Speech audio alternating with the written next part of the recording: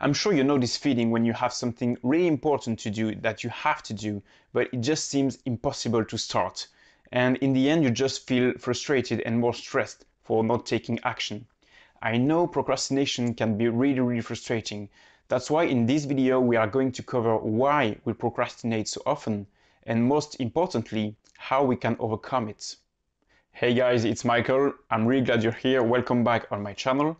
Don't forget to subscribe and hit the notification bell to be notified every time I post a new content about how to improve your life, how to overcome your challenges, and how to live a better life together every day. And it's happening every single week. Okay, let's dive in. I wanted to talk about this topic today because I figured we all struggle with procrastination. And if someone says that he's not struggling with it, he's probably lying. And today was the good time because I was thinking about shooting this video and I'm not feeling at the top of my game. I'm feeling a bit sick, and it was really the good topic for this video. So I've been struggling with procrastination for quite a lot of time, and I've been learning about it, and I'm getting better at overcoming it. So I want to share with you guys what I've learned. So first, we are going to talk about why we procrastinate, because I think it's really important to understand procrastination and the main reason why we procrastinate so often. The first thing we have to understand is that procrastination is not the problem, and it has nothing to do with laziness. It's absolutely normal to experience procrastination because, as I discussed in my video, and you can check it here, on how to use your mind does what it thinks it's best for you. And most of the time, your mind just wants to protect you from doing things that you might be scared of, that you might be uncomfortable, because the job of your mind is to keep you alive, is to keep you comfortable, and it doesn't want you to go do boring tasks or challenging tasks. Because we don't procrastinate to watch a good show, right? Or we don't postpone going to the movies. So it's obvious, but just by understanding that procrastination is protecting us, actually, we can change the dialogue with our mind. And what I've found is that there are three different categories for procrastination. The first one is for a boring or hard task. The second one is for a task that might be scary or unknown. And the third one is because we are feeling stressed. We are too much on our plate. And that leads me to the second point, which is the dialogue with our mind and with ourselves. Because everything we think, it's how we perceive the task or the action we have to do. And most of the time, we are telling unconsciously that we don't want to do this task that we have to do, that really important task. Because if you pay attention, what's going on is that, and it was the case for my video today, I was saying things to myself like, okay, I know I have to shoot the video this afternoon, but unconsciously I was saying to myself, I don't want to do it, but because I have too much things to do before and after. I have to exercise, I need to go on with my training to be a therapist. I had to, not I had to, but I wanted to play guitar for a few minutes. So unconsciously I was telling to myself, I already got too many things to do, so I don't want to do this video shooting because it requires focus and kind of hard work. Procrastination is not the problem. We don't have to, find a new time management app or new motivation. We just have to understand what's underneath and how to overcome this resistance. And by the way, before we talk about how to overcome procrastination, share in the comments below what's your biggest struggle so that we can discuss how to overcome it. Okay, now we know that procrastination is just trying to protect us. It's trying to keep us from doing something uncomfortable or challenging. But now that we know that, how do we overcome it? Well, the first question to ask yourself is, why do you procrastinate? Because sometimes procrastination can be a good thing. Sometimes the protection is real and is needed. It might be the case, for example, if you procrastinate to go to work or to wake up every morning, it might be an indication that you don't want to go to that job anymore and you have to change. So you just have to listen to it, but that's the first step. If the answer to the question, why do I procrastinate, is something like I'm scared, or it's a boring task to do. So in a nutshell, it's something that you know you have to do, you know you will be happy to have done. But for now, procrastination is just slowing you down. So in that case, the main thing to do is change the meaning, is change the dialogue. I will give you three examples and three tools to overcome the procrastination regarding to the three categories that we defined earlier. But the main thing to remember is that we have to change our inner dialogue, because procrastination is here to protect you. But if you understand and if you tell your mind that it's not protecting you, it's preventing you from doing something that you really want to do, that's really important, you will be able to start.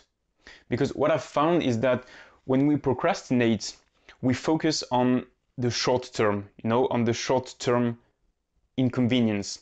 Instead of focusing on the long-term pleasure and on the long-term gain, we just see only the downside of it.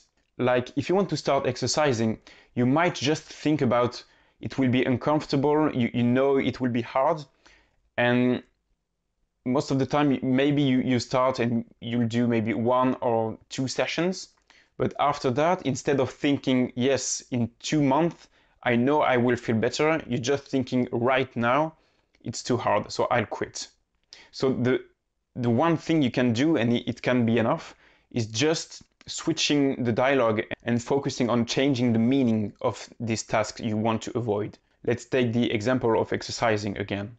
Instead of associating pain to starting exercise, you have to associate pleasure. I've already talked about it in my previous videos, but I really feel like it's the key. So if you have something to do, if you have something important to do, and you know you have to do it, just change the meaning, change the association of that task.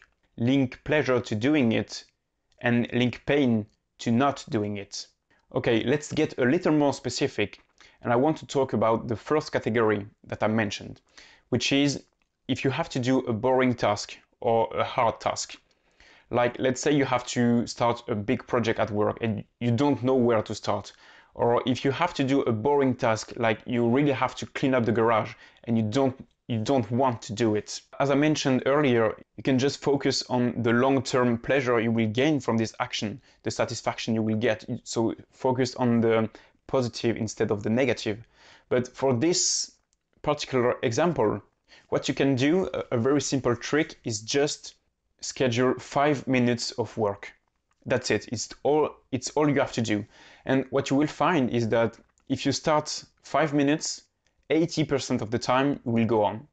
So it's just a matter of starting, and start small. That's it. So if you have to clean the garage, start by 5 minutes and you'll see that you will, it's very likely that you will go on. And if you have a big project to start, just start 5 minutes and try to start by the first step, the first tiny step. That's all. Now let's talk about the second category, which is fear. Because most of the time when we want to avoid doing something, it's because we are scared about what could happen. We imagine the worst case scenario and we just feel stuck. So what you can do is just think about what is the worst that could happen. And you'll see that for most of the time you will be okay, and most of the time it will not happen. So just be prepared for the worst, think in advance how you will react if it happens, and then go. And it's normal to feel a little fear, but I like to call it excitement instead of fear. Again, it's just a matter of linking pleasure and pain to your actions. And the last one, the last situation where I found myself, or where I found people that are procrastinating, is when there is too much on our plate. There is too much to think about, and we are just stressed. And when we are stressed, we cannot feel the motivation to do another thing, one more thing. And I don't know if you feel like that, but for me, it's really like I'm carrying that mental load, like that big big dark cloud over my head, and it's preventing me from thinking, and it's preventing me from being effective. And what happens is that in that case, procrastination is just a stress relief. Again, it's a way of protecting you from more stress. So what you can do in this particular situation is what I called clear the mental desk. You just take a piece of paper and you list everything that's on your mind. You just list it. Then you remove every item that you can't do anything about. If you're worried about the weather for next week, you just cross out that line because you can't do anything about it. And then for all the remaining items, you just sort them by priority order. It will force you to act. Instead of just thinking about all you have in your mind, all you have to do, you just put it on a piece of paper and you decide what's the most important and you sort them by order of priority.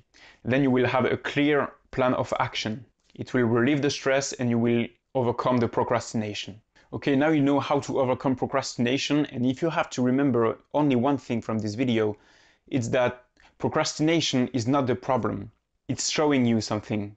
So just listen to it and discover what it is, and then address it. I hope you guys enjoyed the video, and if yes, please consider subscribing or hitting the like button or letting me know in the comments. It will be really nice to have your feedback.